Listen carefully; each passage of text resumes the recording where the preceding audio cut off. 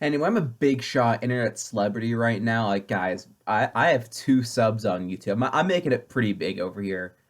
And I know both of them have been clamoring like a grilled oyster to hear about my life story. So, sure, I'll give in to peer pressure and I'll recount a tale as old as time. My life. Well, I think it's as old as time. I can't really remember much from before that. So I know most people would start their life story at the beginning, but I went to a lot of parties back in the 60s and 70s, and we didn't really know that these nifty little paper breath mints could cause memory loss. So it'll take me a long time to recall my earlier life, probably at least 2 or 3 more videos. But anyways, back to the matter at hand. What I'm doing these days, due to legal reasons, I am now living in the Vatican City. Basically, what happened was, my father is kind of back from the dead after that whole Roman candle dealio. Again, kind of. It's complicated. But in essence, my grandfather, an expert on the subject of necromancy, said that when you die, and your soul is about to enter heaven, purgatory, or hell for most people, you can just refuse. And they can't force you because that would be illegal. So, anyway, my father, who most likely found himself either being led to a lake of fire or kind of just what amounts to an indefinite timeout from God, probably just said no and came back to life as a spirit. Now I know what you might be thinking.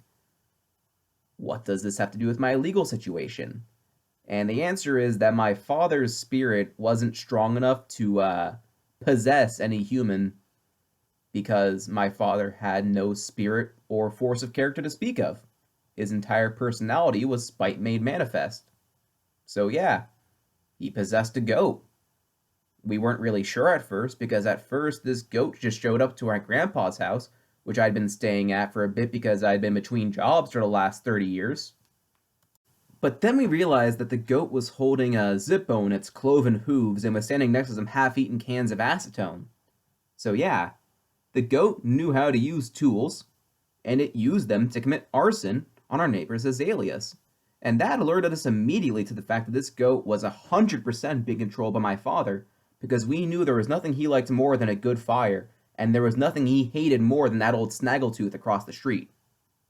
And this was also apparently after he had done several acts of violence on our neighbors, which he had clearly learned how to do from the video game Goat Simulator, which I had initially bought thinking it was a dating sim for Welsh people. But then my pen pal Delwyn returned it to me, saying it was not what I initially thought it was. And then I realized it wasn't a dating sim for normal people either, so I didn't want it.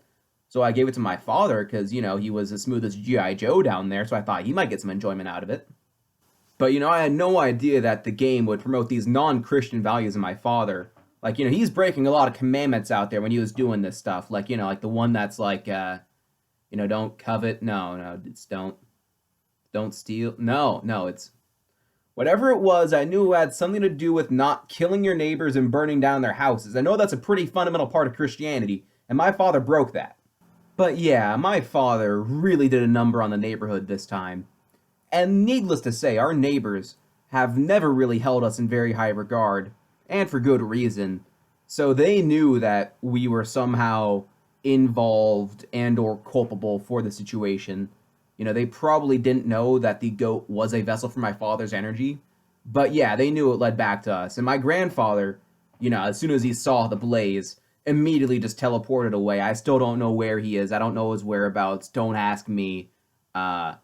But yeah, I knew I had to get out of there too because, I knew eventually the police would show up and, like when they do, what am I going to tell them? The truth?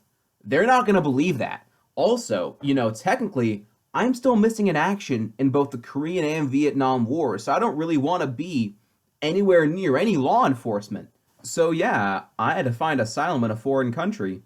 The problem was, almost all of them don't like me. The only one left on the list was the Vatican City. So after I snuck myself in, I applied for a job, which is harder to do than you might think there. Like, we really don't have a front desk, which is something I bring up in a lot of meetings, but anyways, I digress. So yeah, after these Swiss bozos at the front gate were done hassling me, I got a sweet job advising the Pope, mostly because I told him a little white lie and said that I had renounced my grandfather and he was now my enemy because I knew that my grandfather was number 3 on the heretics list because way back in the day, he could not get a word in edgewise at the first Council of Nicaea, and he has just been salty about that ever since. So he has just been trying to undermine the church ever since then. He's done a lot of stuff. I could do an entire video on him if you guys wanted me to. Like and subscribe. But anyways, yeah. So thankfully, I'd already converted to Catholicism a few weeks before my father flew into and fell out of the heavens, much like Icarus, because my grandfather refused to buy me a Nintendo Switch for my birthday, even though I had been asking for one for months. So I knew that drastic actions had to be taken. So I converted to both spite and punish my grandfather.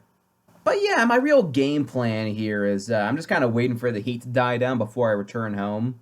But that might take a while because during the investigation of the arsons, petty crimes, and murders, they found the tunnel network underneath the town that we built. And if they search that thoroughly enough, they may find some of the family vaults. And even one of those could cause decades of inquiries, investigations, and archaeological studies. So yeah, in the meantime, I'm just kind of advising the Pope on some of the day-to-days over here in the Vatican City. Like, right now, I'm working on a pitch to renovate St. Peter's Square. It's so bland and tacky. Like, we get it, you guys. This is the church. It's like the Vatican. It's a church. We get it. But, like, can't it be a cool church? I was thinking, we have all this empty space out here. We could, like, put in, like, a sick roller coaster, or, like, a Gucci or Supreme store. Or my personal suggestion, a food court, because there are dick all stores in Vatican City proper, and if I step foot into the city of Rome, I will be arrested for fixing the Olympic Games in 1960, and also mass food poisoning, regardless of the fact they were both the same crime, because I threw all the events by lacing all the losers' water with laxatives. The thing is, too, that, like, I'm just trying to recreate the image of, like, the temple back in the days of Christ, because, there was, like, if you're not a Christian, you don't know this. If you're like a Philistine like me and you didn't know this, back in the day, if you read the Bible, like, there were merchants in the most important temple of Judaism back in Jesus' day, and everyone was cool with it except for this one dude. And he tried to throw him out, but, it's like everyone besides him was cool with it. So why don't we bring back, like, our holy sites also being like a shopping center? People would love it. Anyway, I hope the Pope, accepts my proposal to rebrand to the new T-Mobile Square, but it's pretty doubtful.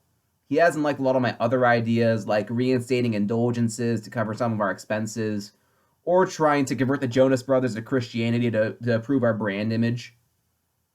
Anyways, that covers the last couple of weeks. The next video, I'm going to try and cover everything between the start of this video and the Clinton administration. It's like everything between Bill Clinton getting into the White House, and then, like, my father soaring into the heavens and dying temporarily.